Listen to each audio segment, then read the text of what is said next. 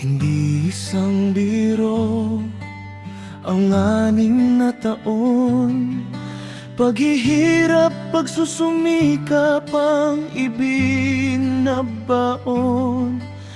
At upang maabot ang hangaring umahon, pag-aral ng mabuti ang bibigyan ng panahon. Dumating na ang araw ng aking pagtatapos. Kahilingang dati-rati halos hindi ko matapos. Salamat sa mga gurong umalalay ng maayos, lalong-lalo na kay Inay at kay Itay na umalalay ng lubos.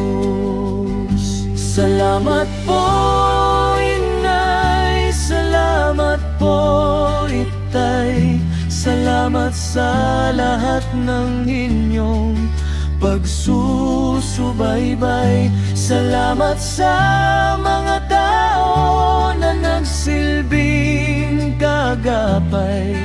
Salamat, O Diyos, salamat sa gabay.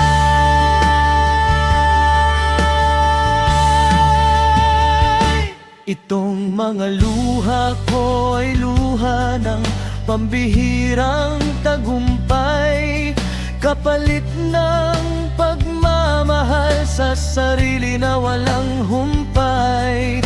Tinis ko ang lahat kahit mahirap ang buhay, parang ako'y nasa alapap, lumilipad at kumakaway.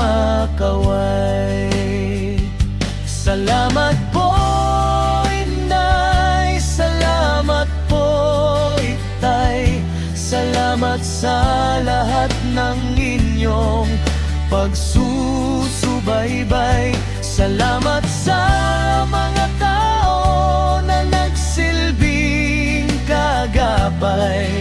Salamat, O Diyos, salamat sa gabay. Salamat po, Inay, salamat po, Itay, salamat sa lahat ng inyong pagsusubaybay. Salamat sa mga tao na nagsilbing kagapay. Salamat, O Diyos, salamat sa gabay.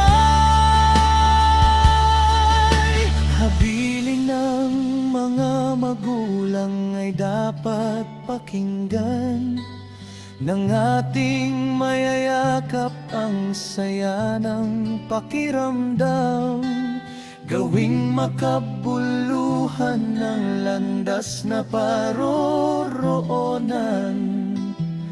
nang ang busilak at liwanag ay ating masisilayan.